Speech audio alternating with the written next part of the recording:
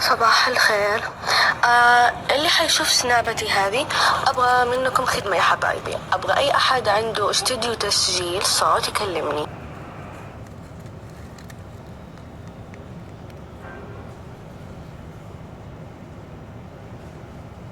شفت يا جماعة إنه أنا مرة مهملة، عندي شهادة من جامعة بريطانية مفروض أستلمها يمكن من رمضان، أنا إلى دحين ما استلمتها. يقول لي وينك؟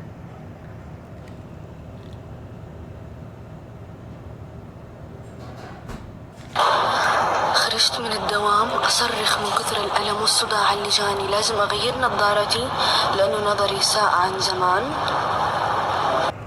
بجد ماني عارفة، العدسات وبطلت ألبس عدسات، والتهابات وجاتني في عيوني، ونظري خلاص ماني قادرة أشوف.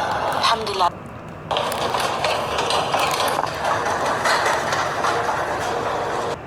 إذا أحسن أيوة قادرة أشوف شوية، مرة ما أشوف. ما تخيلوا ايش قال لي الدكتور، قال لي انت كيف قادرة اصلا تطالعي وكيف قادرة اصلا تتحركي وانت عندك انحراف وتغيري